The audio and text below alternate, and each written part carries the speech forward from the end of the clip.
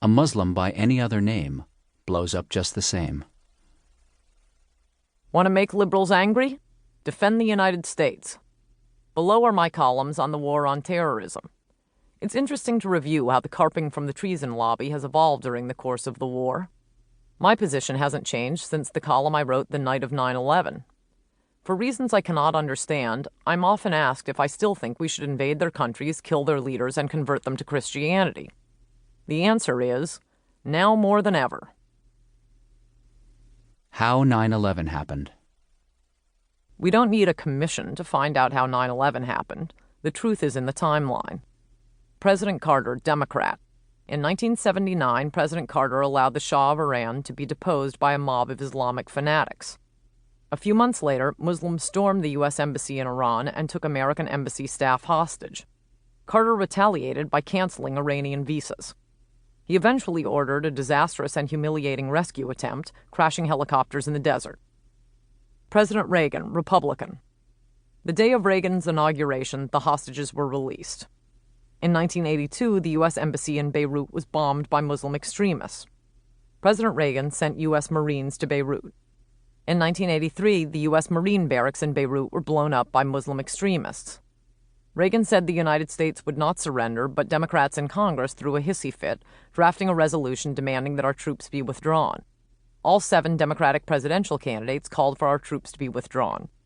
Reagan caved in to Democrat caterwauling in an election year and withdrew our troops, bombing Syrian-controlled areas on the way out.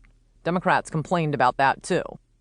In 1985, an Italian cruise ship, the Achille Lauro, was seized and a 69-year-old American was shot and thrown overboard by Muslim extremists. Reagan ordered a heart-stopping mission to capture the hijackers after the Allies promised them safe passage. The daring plan to intercept the hijackers' flight was conceived by Oliver North, later crucified by Democrats over Iran-Contra, and executed by Admiral Frank Kelso, later savaged by Representative Patricia Schroeder for saying hello to his boys at Tailhook. Kelso's boys captured the hijackers and turned them over to the Italians, who then released them to safe harbor in Iraq. On October 5, 1986, a West Berlin discotheque frequented by U.S. servicemen was bombed by Muslim extremists from the Libyan embassy in East Berlin, killing an American. 10 days later, Reagan bombed Libya, despite our dear ally France refusing the use of their airspace. Americans bombed Gaddafi's residence, killing his daughter, and dropped a bomb on the French embassy by mistake. Reagan also stoked a long, bloody war between heinous regimes in Iran and Iraq. All this was while winning a final victory over Soviet totalitarianism. President Bush won, moderate Republican. In December 1988, a passenger jet, Pan Am Flight 103, was bombed over Lockerbie, Scotland by Muslim extremists. President-elect George Bush claimed he would continue Reagan's policy of retaliating against terrorism, but he did not. Without Reagan to ginner up, even Prime Minister Margaret Thatcher went wobbly, saying there would be no revenge for the bombing. In 1990, Saddam Hussein invaded Kuwait. In early 1991, Bush went to war with Iraq the way liberals like, with approval from the UN and the Allies. Still, a majority of Democrats opposed the war. Democrats demanded that our troops stop at Baghdad, but then after 9/11, absurdly complained that Bush didn't finish off the job with Saddam. President Bill Clinton, Democrat.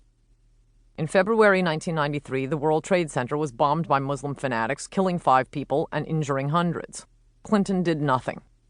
In October 1993, 18 American troops were killed in a savage firefight in Somalia. The corpse of one American was dragged through the streets of Mogadishu as the Somalian hordes cheered. Clinton responded by ordering our troops home. Osama bin Laden later told ABC News, "The youth realized more than before that the American soldier was a paper tiger, and after a few blows ran in defeat." In November 1995, 5 Americans were killed and 30 wounded by a car bomb in Saudi Arabia set by Muslim extremists. Clinton did nothing. In June 1996, a U.S. Air Force housing complex in Saudi Arabia was bombed by Muslim extremists. Clinton did nothing.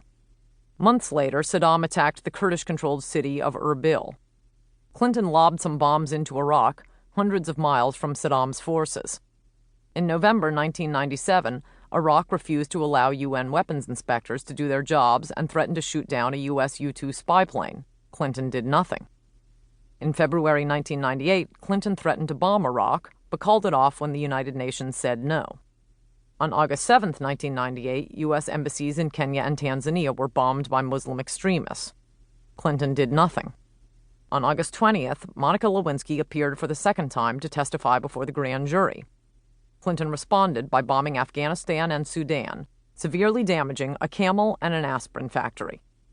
On December 16th, the House of Representatives prepared to impeach Clinton the next day. Clinton retaliated by ordering major airstrikes against Iraq, described by the New York Times as, by far the largest military action in Iraq since the end of the Gulf War in 1991. The only time Clinton decided to go to war with anyone in the vicinity of Muslim fanatics was in 1999, when Clinton attacked Serbians who were fighting Muslim fanatics. In October 2000, our warship, the USS Cole, was attacked by Muslim extremists. Clinton did nothing. President George Bush, II, Republican. Bush came into office telling his national security advisor, Condoleezza Rice, he was tired of swatting flies. He wanted to eliminate al-Qaeda. On September 11, 2001, after Bush had been in office for 7 months, 3,000 Americans were murdered in a savage terrorist attack on U.S. soil by Muslim extremists.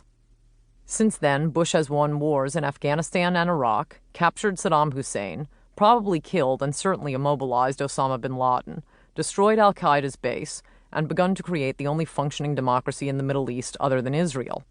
Democrats opposed it all, except their phony support for the war with Afghanistan, which they immediately complained about and said would be a Vietnam quagmire.